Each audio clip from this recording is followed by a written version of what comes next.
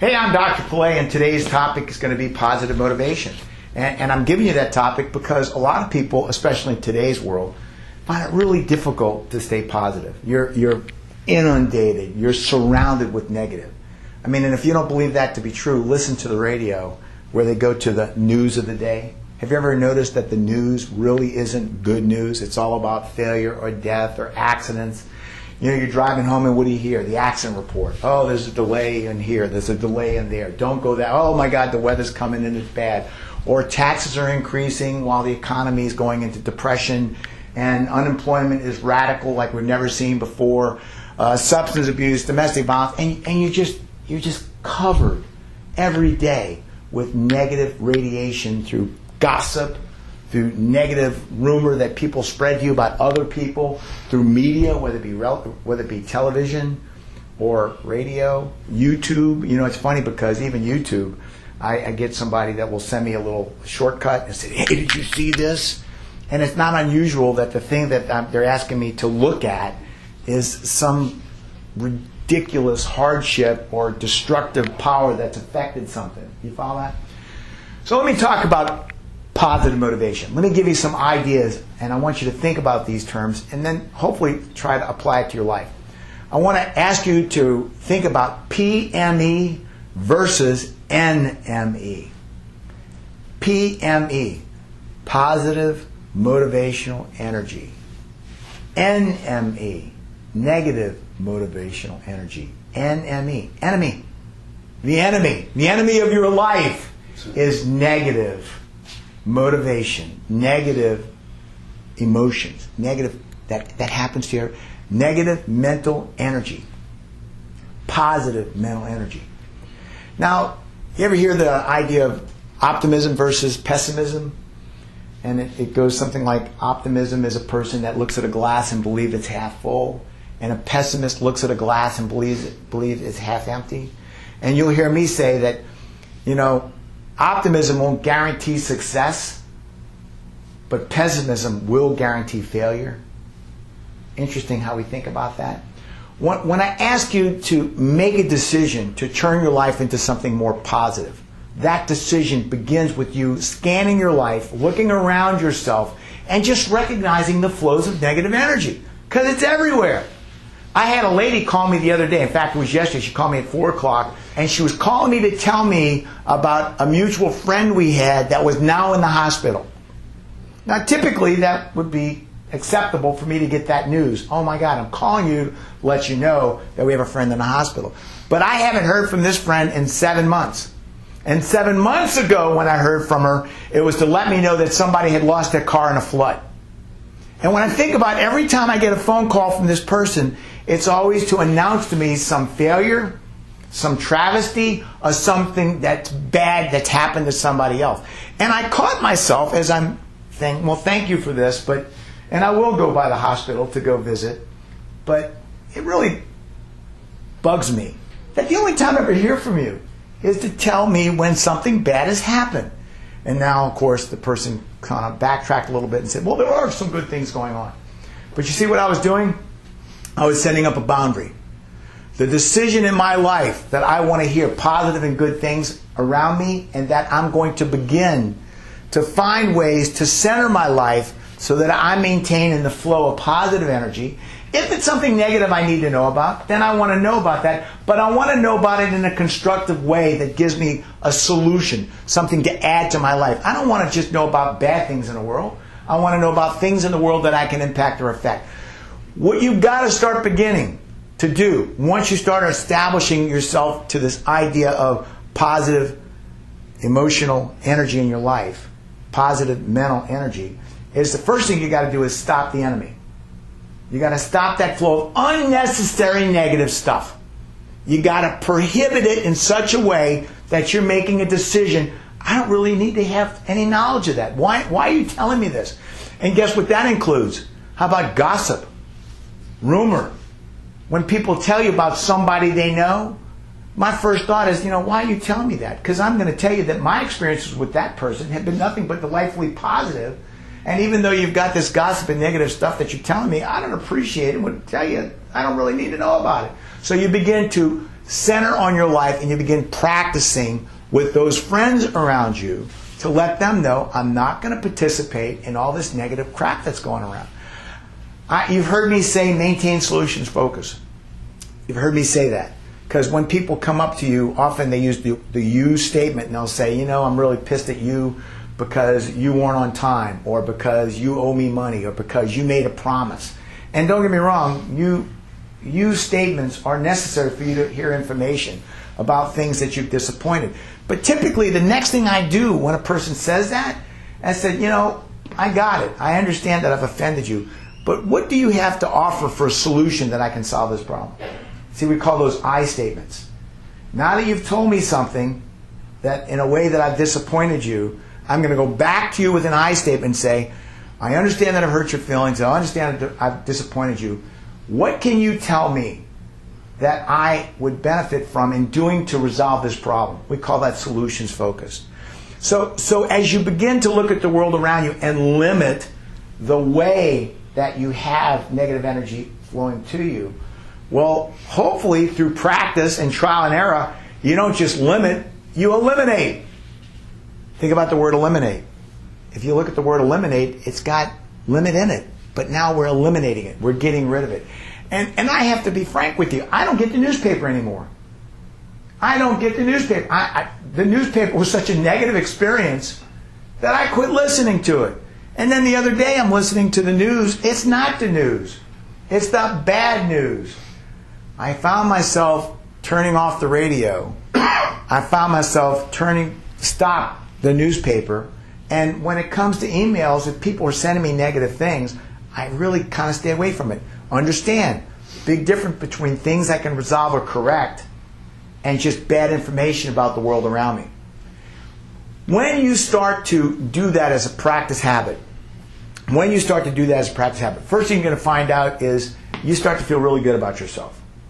Now, I'll be willing to bet that if there's a time today or tomorrow that you start to feel negative, I guarantee you're looking in the rearview mirror. You know what I mean by the rearview mirror? The rearview mirror. When we look at past failures, past experiences, and we take forward to the present moment all that crap that's happened in our life. I like to say it to you this way. You can't drive the car forward if you keep looking in the rearview mirror. Does that make sense to you? I mean, from a physical standpoint, if you got your hand on the steering wheel and you're looking in the rearview mirror, you're going to hit something because you're not paying any attention to what's in front of the automobile. You're looking at everything behind you.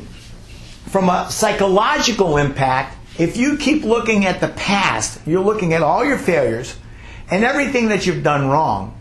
And by bringing everything into the present moment, you relive it. So I'm going to give you another statement I like to say, if you will. The brain can't tell the difference between a negative past experience and it happening right now. The brain can't tell the difference between a past negative experience and happening right now. You ever hear of PTSD? Post-traumatic stress disorder? You know, we used to think that that was just something that occurred in war. You know, things that occurred like the landing in Normandy, or people that jumped out of airplanes and they landed into such hostile environments and saw such atrocities that they've never... But you know, guess what? We're figuring out that you can be a PSD from going through divorce. You can have such a profound negative experience by some mistreatment, emotional travesty that occurred to you in divorce, that 5 years from now, when you're trying to pursue another relationship, you're so overwhelmed by the past negative one that you can't trust anybody. That you don't find yourself having the ability to love like you thought you could because you've been so hurt and so traumatized by the past. Well, you know, understand, 5 years ago, you were hurt. Got it. And that happened. Now we're 5 years forward. And during that period of no relationship or building a relationship, nothing's really happened for you to relive that experience. But then you have an argument with your partner.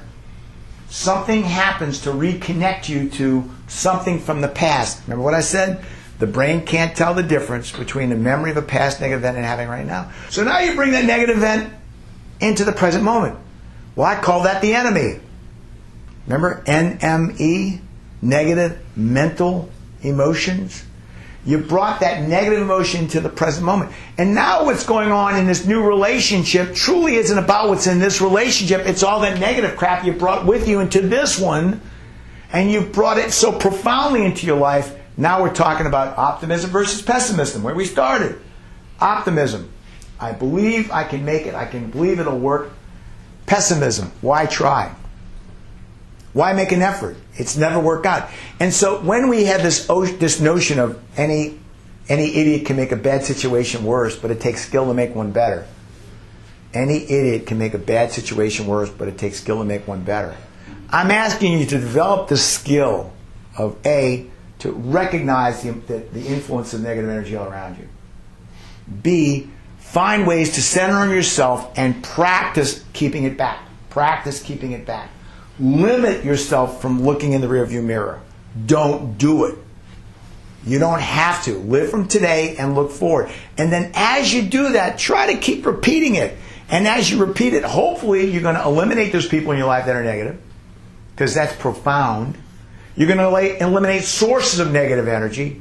You know, for me, it's the newspaper, the radio, or anything that somebody sends me by YouTube or otherwise that has to do with, you know, all these problems that are unresolved, because what I'm going to focus on is my life and how I can affect my life in positive ways.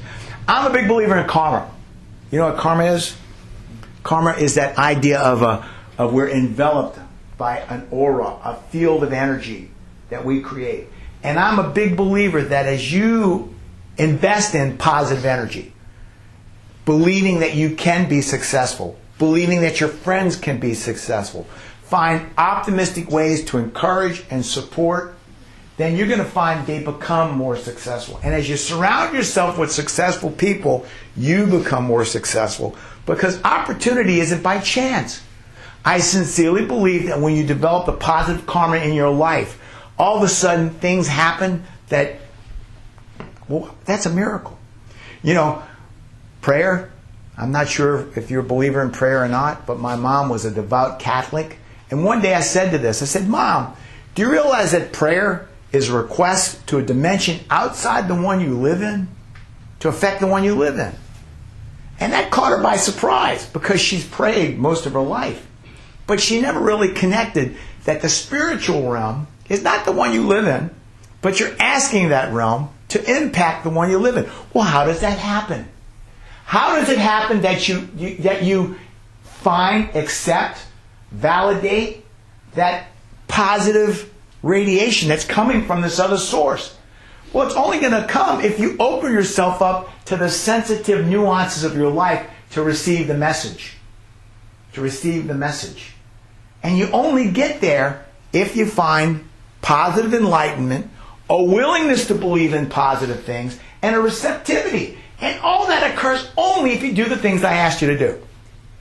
Because if you inundate yourself with all the harshness and poor luck, bad luck, realities of life, and you get too focused on that, you disconnect yourself from receiving those messages, those guidances, those little softly spoken whispers that truly is the information you need to hear to course correct into a different direction. And when you start to do this stuff, and you start to believe in karma, positive energy, optimism, eliminating negative people from around you, you're going to start to find that your life begins to change in certain mysterious ways. And you're going to find yourself, like myself, where 5 years will pass, and you'll think about, well, that was really a miracle on how that happened. How these things that presented themselves to you came to you in such mysterious ways as to open your life. And then you start to say, wow, this stuff does work.